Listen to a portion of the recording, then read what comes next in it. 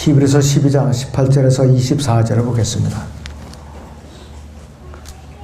너희가 이룬 것은 손으로 만져볼 수 있는 불붙은 산도 아니요 캄캄함과 어두움과 폭풍과 나팔소리와 말하는 음성이 있는 산도 아니니라.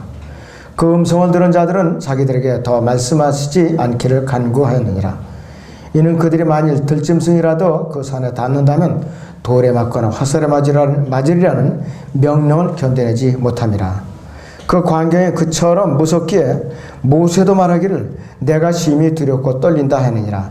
그러나 너희는 시온산과 살아계신 하나님의 도성인 하늘의 예루살렘과 무수한 천사들과 하늘에 기록된 첫째로 난 자의 총회와 교회 모든 것이 심판자이신 하나님과 온전하게 된 의인들이 영들과 새 언약의 중보자이신 예수와 아벨의 피보다 더욱 좋은 것을 말하는 뿌리는 피에 이르렀느니라 했습니다. 이 시간의 주제는 세상보다 더 좋은 것들입니다. 세상보다 더 좋은 것들. 이스라엘 백성과 그리스도인들에게는 셋째 하늘에 이 세상에는 어떤 것과도 바꿀 수 없는 여러 가지가 있어요. 굉장히 여러 가지 그 좋은 것들이 우리를 기다리고 있어요. 몇 가지가 기다리고 있느냐? 8가지가 기다리고 있어요. 8가지가.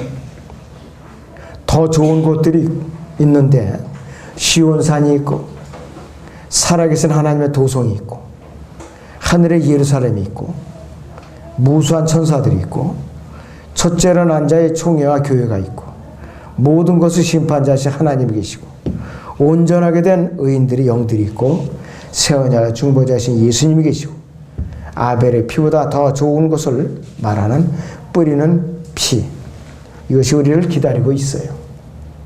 첫째는 시온산이라는 것이 있어요. 22절에서 실제 땅에 있는 시온산이 아니에요. 하늘의 예루살렘이라는 말을 이제 볼 때에 실제로 셋째 하늘에 있는 산을 우리가 알 수가 있죠. 그 다음에 두 번째로 살아계신 하나님의 도성이 또 기다리고 있어요. 하나님의 도성. 22절을 다시 봅니다. 거기 본문에. 그러나 너희는 시온산과 살아계신 하나님의 도성인 하늘의 예루살렘과 무수한 천사들과 그랬습니다. 셋째 하늘에 있는 하나님의 도성은 이 땅에 있는 예루살렘 도성이 아닌데요. 시편에서 다윗은 이렇게 표현을 하고 있어요. 시편 48편을 보겠습니다. 구약의 시편 48편을 보겠습니다.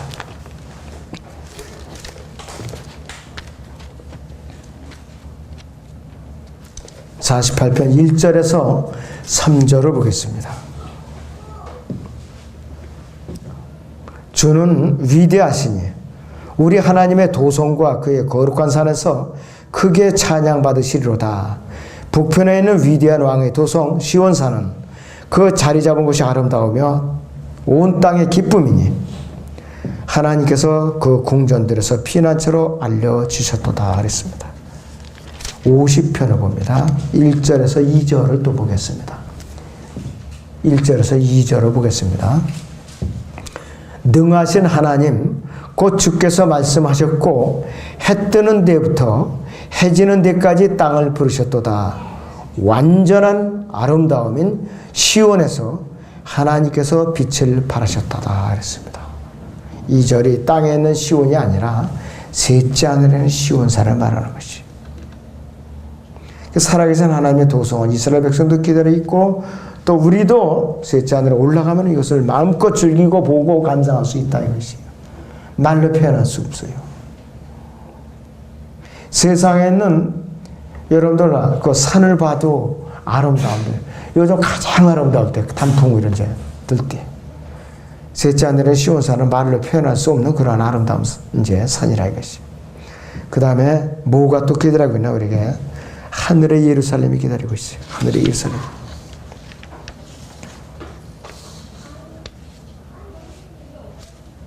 아브라함과 사레와 같이 현재의 삶을 타국이며 순례자라고 고백하면서 본향을 사모하는 성도들에게 주어진 약속이에요.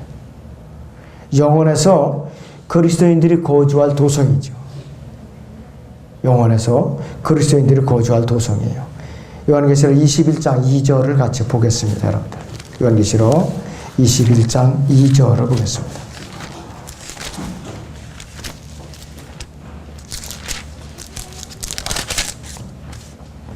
나 요한은 이렇게 시작합니다. 나 요한은 거룩한 도성 새 예루살렘이 하나님께로부터 하늘에서 내려오는 것을 보았는데 마치 신부가 자기 남편을 위하여 단장한 것 같이 예비되었더라 이렇게 표현하고 있어요. 예수님께서 처소를 예비하시면은 다시 오셔서 우리를 데리고 가시겠다고 약속하신 바로 그곳이에요. 요한복음 14장 6절에 있는데 다시는 사망이나 슬픔이나 눈물도 고통도 없는 영원한 도성입니다. 요한계시록 21장 4절을 또 봅니다. 하나님께서 그들의 눈에서 모든 눈물을 닦아내시며 다시는 사망이나 슬픔이나 울부짖음이 없고 또 고통 또한 없으리니 이는 이전 것들은 다 사라져버렸음이라고 하더라 이렇게 말씀을 하고 있어요. 우리가 가야 있을 곳이요 12대문이 있고 각종 보석으로 꾸며져 있고 거리의 길이 황금으로 포장된 그런 도성이라 이것이. 거리의 길이 황금으로 깔려져 있다 이것이. 자, 그러니 얼마나 아주 굉장히 의리의리한 그 도성이며 그 거리냐 이것이.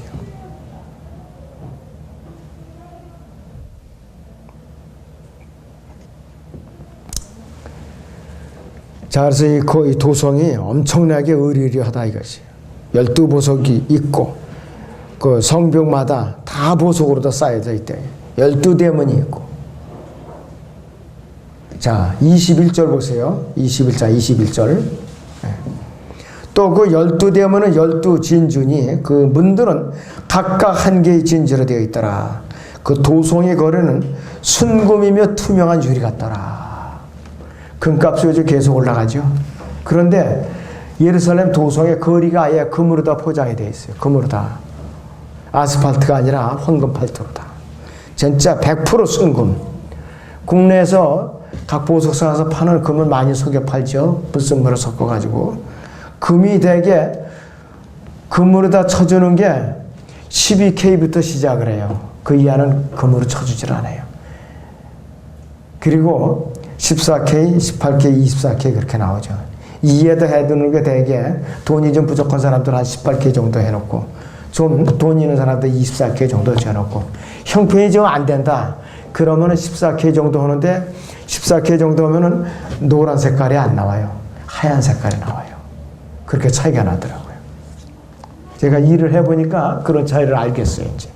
그런데 이 거리 전체가 황금으로 뒤덮여 있는 것이에요. 우리는 그곳을 앞으로 이제 갈 거라 이것이. 그곳에는 해나 달이 더 이상 필요 없고 하나님의 영광 자체가 햇빛이나 똑같아요. 어린 양이신 예수님께서 그것이 빛이에요. 하늘에는 새 예루살렘 도성은 영원한 생명수의 강이 흐르고 구원받은 그리스도인의 영원한 쉼이 있는 것이죠. 영원히 통치에 참여하는 영원한 도성이라 이것이. 요한계시록 22장 1절에서 5절을 봅니다, 여러분들. 요한계시록 22장 1절에서 5절을 보죠. 또 그가 나에게 하나님과 어린 양의 보좌에서 흘러나오는 수정처럼 맑은 생명수의 정결한 강을 보여주더라. 그 도성의 거리 한가운데와 그 강의 양편에는 생명나무가 있어 12가지 과실을 맺으며 달마다 과실을 내더라. 그리고 그 나무의 잎사귀들은 민족들을 치유하기 위한 것이더라. 다시는 저주가 없고 하나님과 어린 양의 보좌가 그 안에 있을 것이며 그의 종들이 그를 섬기리니 그들은 그의 얼굴을 볼 것이며 그의 이름이 그들이 이마 위에 있으리라. 거기에는 밤이 없겠고 그들에게는 촛불도 햇빛도 필요하지 아니하리니 이는 주 하나님께서 그들을 비추시기 때문이라. 그들이 영원무궁토록 통치하리라. 이렇게 말씀을 하고 있습니다. 여러분들 밤에 불을 비추려면은 발전소가 무수하게 많이 필요해요. 해결이 안 되니까 계속해서 원자력을 발전소로 건설하고 있어요. 원자력 발전소. 후쿠시마 원전 같이 갑자기 사고로다가 이것이 누출돼 가지고서 전 국토의 70%가 황폐화될 정도로 그렇게 부작용이 있어요. 그래서 셋째 하늘에는 원자력 발전소가 필요 없어요. 하나님 자체가 빛이시니까. 비교할 수 없는 빛이라 이것이요. 뜨겁지도 않고 또 어둡지도 않고 완전히 말로 표현할 수 없는 아주 적절한 밝기로 눈이 그렇게 부시지도 않고 그러한 빛이라 이것이. 이 세상에 아무리 밝고 좋은 빛이라도 하나님이 발산하는 그러한 빛은 발명할 수가 없어요. 발명할 수가 없다 이것이. 셋째 하늘에는 뭐가 있느냐? 무수한 천사들이 우리를 기다리고 있어요. 하나님을 섬기고 복종하는 무수한 천사들이 있는 곳인데 골로새 1장 16절 보면은 어떠한 이제 종류가 나오는가. 골로새 1장 16절을 보세요, 여러분들.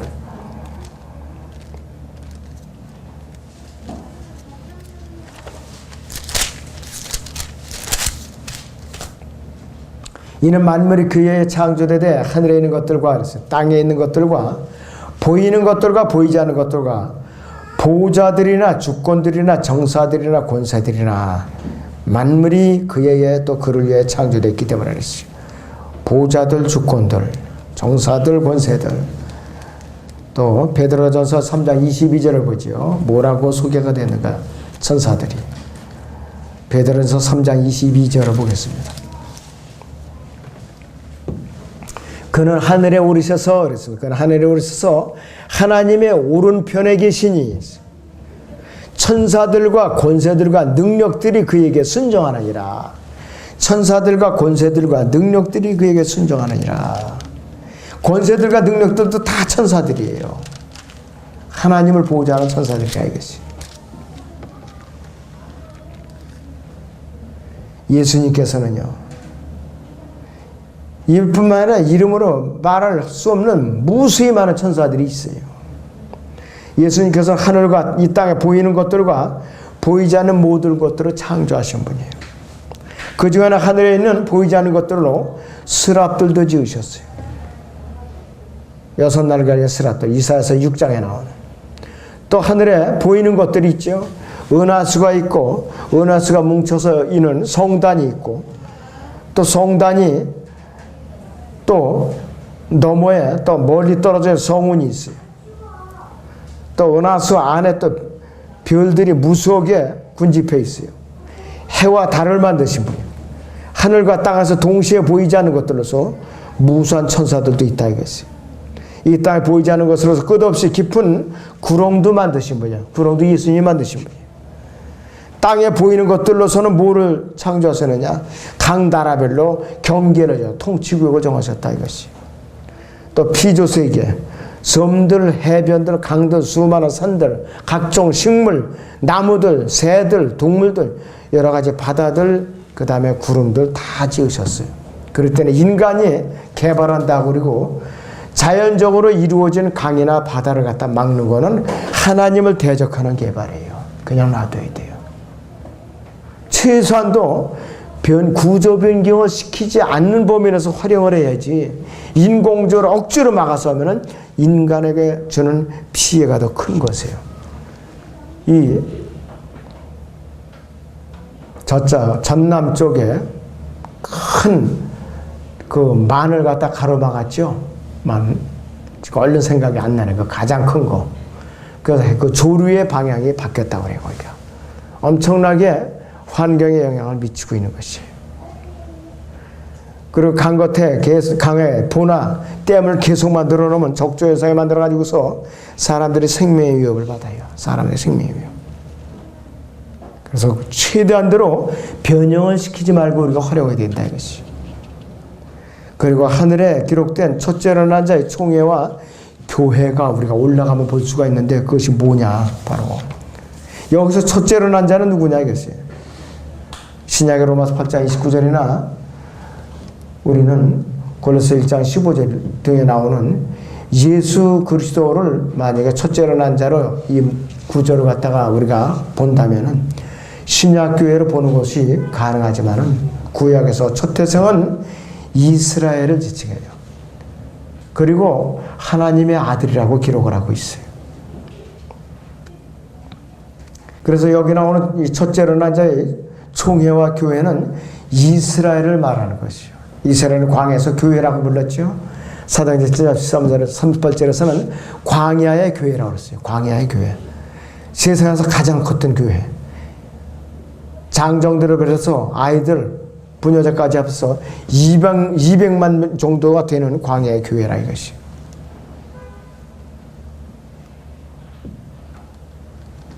그렇기 때문에 구약의 이스라엘은 이집트라는 세상에서 분련을 교회이기 때문에 총회나 여기서 나오는 첫째로 난 자의 총회나 교회는 구약 성도와 이스라엘을 말하는 것이에요. 우리 신약 교회가 아니에요. 그러니까 우리는 이 모습도 가서 다 볼 수가 있어요. 다 볼 수가 있다는 것이죠. 또 우리는 모든 것의 심판주이신 하나님을 뵙게 돼요. 다시 본문 23절을 봅니다. 히브리서 12장 23절을 봅니다. 하늘에 기록된 첫째로 난 자의 총회와 교회, 하늘의 또 모든 것의 심판자이신 하나님과 온전하게 된 의인들의 영들과 있습니다. 하나님께서 모든 것의 심판주이세요. 모든 것의 심판주이세요. 히브리서 10장을 잠깐 보죠. 29절에서 31절을 잠깐 보겠습니다. 29절에서 30절을 잠깐 봅니다.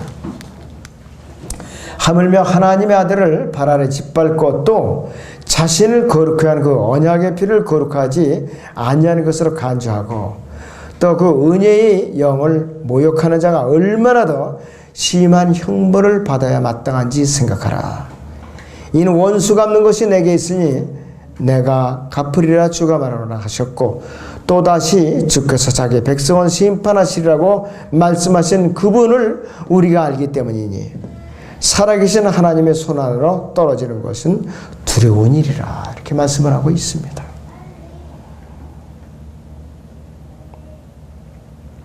교회 시대에 성령으로 거듭나서 혼의 구속을 받은 성도들은 셋째 하늘 보좌에 앉아 계신 하나님께서 산자와 죽은 자들 가운데 심판할 것을 미리 우리는 아는 사람들이 하나님께서 성경에 약속하신 대로 불러서 이 세상을 심판하실 것이라고 말씀하셨어요.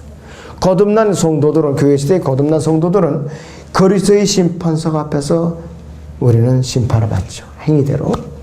그 다음에 구원받지 못한 자들은 백보자 심판석 가서 행위대로 심판을 받아서 불못에 던져진다 이것이. 또 하나님께서는 이 인간으로 인해서 인간의 죄악으로 더럽혀진 우주를 불러서 심판하신다고 기록이 되어 있어요. 베드로서 3장 7절을 봅니다. 우리가 그래서 베드로서 3장 7절을 봅니다. 그러나 현재 있는 하늘들과 땅은 그랬어요. 그러나 현재 있는 하늘들과 땅은 그 동일한 말씀으로 보존되어 있으되 경건치 아니한 자들의 심판과 멸망의 날에 불사르려고 간수되어진 것이니라 그랬습니다. 10절에서 12절을 보시면 그러나 주의 날이 밤에 두둑같이 오리니 그날에는 하늘들이 굉장한 소리를 내며 사라지고 우주의 구성 요소들이 맹렬한 불로 녹아내리며 땅과 그 안에 있는 일들이 타버릴 것이라. 그때 이 모든 것이 녹아버리리니 너희가 모든 거룩한 행실과 경건에서 어떠한 사람들이 되어야겠느냐. 하나님의 날에 오기를 고대하고 열망하라.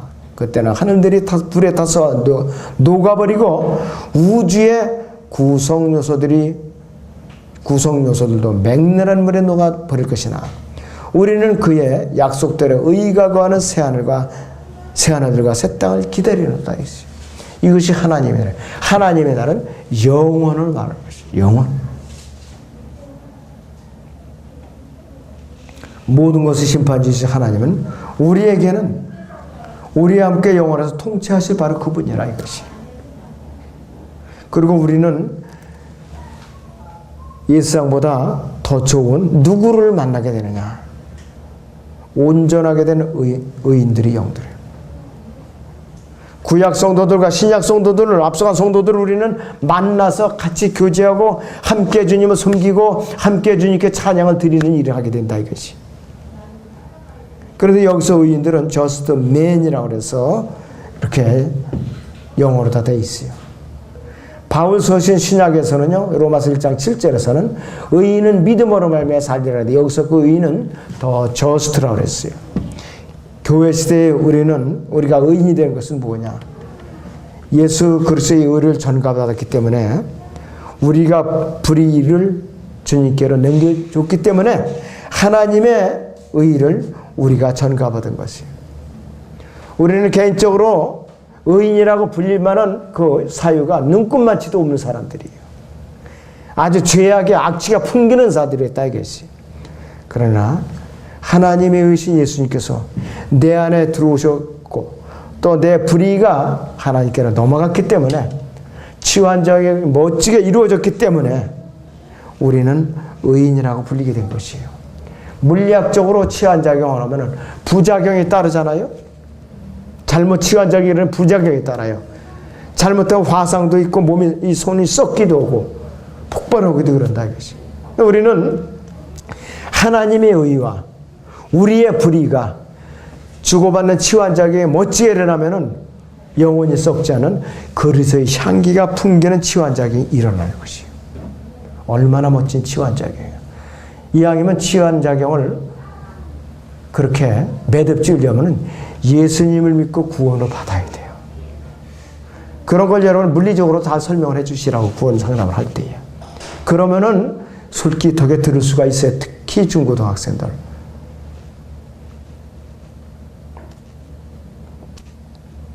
사도 바울은 하박국에서 이 말을 인용했는데 하박국에서는 의인은 자기 믿음으로 말미암아 살리라고 말씀을 하고 있어요. 구약시대는 믿음과 더불어 행위가 율법의 행위가 작용하기 때문에 자기 의로워져야만 필요하다 이것이요. 행실이 결코 온전한 의로움을 나타낼 수 없지만은 그럼에도 불구하고 율법은 그들에게 행위로 인한 의의를 요구하고 있다 이것이요. 다윗도 자기 의의를 따라 심판해달라고 하나님께 간구하고 부르짖었어요. 이 시편 35편 27절을 보겠습니다. 시편 35편 27절을 보겠습니다.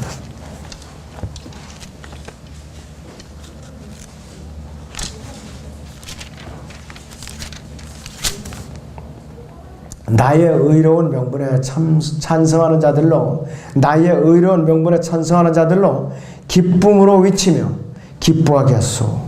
정녕 그들로 그의 종의 번영을 기뻐하시는 주께서는 위대하게 되소서라고 끊임없이 말하게 하소서. 내 혀가 주의 의를 말하며 온종일 주를 찬양하리다 이렇게 고백을 했어요.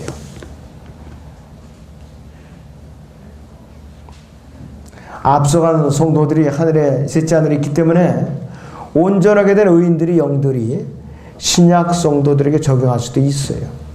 교리적으로는 구약 성도들과 관련이 있죠. 이미 구원받은 의인들의 영들이 예수님께서 부활해서 승천하실 때 낙원을 통째로 이제 올려가셨기 때문에 구약 성도들이 이제 올라가 있다 이것이. 앞서가는 신약 성도들 마찬가지로. 그리고 셋째 하늘에 누가 계시느냐 이것이. 이 세상보다 더 좋은 누가 계시느냐? 새 언약의 중보자신 예수님께서 우리를 기다리고 있어요. 결승점에서 기다리고 계세요. 믿음의 경제를 포기하지 않도록 격려하시면서 우리와 피로 맺은 새 언약의 중보자이세요. 그리고 이스라엘 집과 유다 집과 맺은 새 언약의 중보자로서 기다리고 있어요. 그렇게서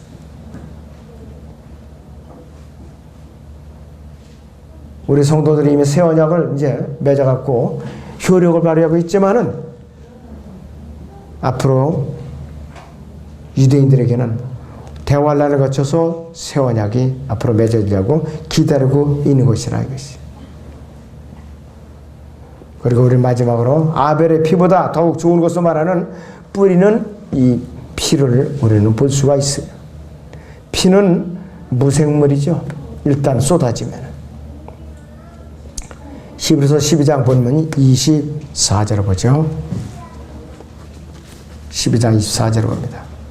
새 언약의 중보자이신 예수와 아벨의 피보다 더욱 좋은 것을 말하는 뿌리는 피에 이르렀느니라 그랬어요. 아벨의 피도 말하고 있고 예수님의 피도 말하고 있고 예수 그리스도의 피가 더 좋은 것을 말하고 있어요. 왜? 무생물이 뭐를 말한다는 것은 별로 이상한 건 없어요. 시편 19편에 있는 대로 밤과 낮과 하늘들이 말하고 있다고 선포하고 있잖아요. 아벨의 피는 무엇인가로 말하고 있지만 하나님께서는 아벨의 제사를 왜 받으셨는가? 카인의 제사를 왜 거절하셨는가? 아벨은 피의 제사를 드렸다. 카인은 피의 제사를 드리지 않았죠. 그래서 아벨의 제사는 육체의 생명의 피에 있다는 원칙에 따라서 피 흘림이 없이는 제사함이 없다는 원칙에 따라서 아벨의 피의 제물을 드렸기 때문에 받아주신 거예요. 카인은 아벨을 죽여서 당시에 죽임을 당하지는 않았죠. 분명히. 노아 홍수 이후로 하나님께서는 법칙을 하나 세웠죠. 피는 피로 보복을 하겠다 그랬어요. 피를 흘린 자는 피를 흘려야 된다고 보복을 하겠다 그렇게 법칙을 세워놓으셨어요. 그런데 요즘 살인자를 사형을 처하지 않을까, 정부가 이제 사형을 처하지 않을까, 국가가 문란해지는 것이에요. 그 법칙을 한번 보죠, 우리. 창세기 9장 4절에서 6절을 봅니다.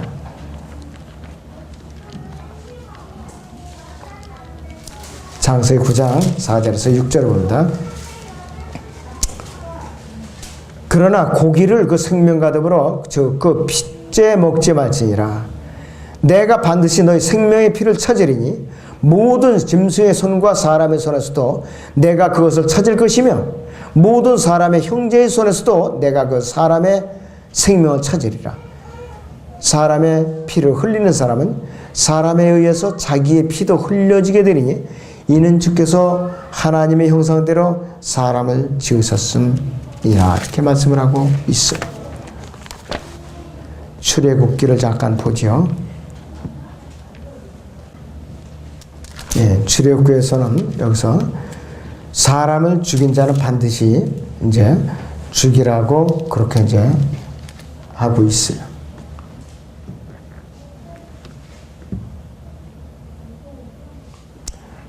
자, 여기에 보면은요, 출애굽기 24장에 보면은 14절부터 이제 쭉 여기서 이제 있어요. 14절에 보면 그러나 만일 어떤 사람이 자기 이웃에게 고의적으로 가서 간계로 그를 살해했으면 너는 그를 나의 제단에서 끌어내어 죽일지니라 그랬습니다. 싸우다 죽여도 죽이라고 그랬어요. 또 여기서 자기가 부리던 종이 어떻게 해서 죽었다고 20절에 보면 어떤 사람이 자기 종이나 여종을 매러 쳐서 그가 그의 수하에서 죽으면 그는 반드시 형벌을 받으리라 그랬습니다. 그런데 사람들이 세상 정부가 20명씩 30명씩 죽여도 사형을 하질 않아요. 사형을 하지 않아요. 그러니까 사람들이 아무리 죽여도 나는 사형을 당하지 않으니까 또 죄를 져도 되리라. 이렇게 사람들이 배짱 내밀고 살인죄를 저지른다 이것이요. 그러니 누가 말리겠느냐 그래서 살인죄를 지고도.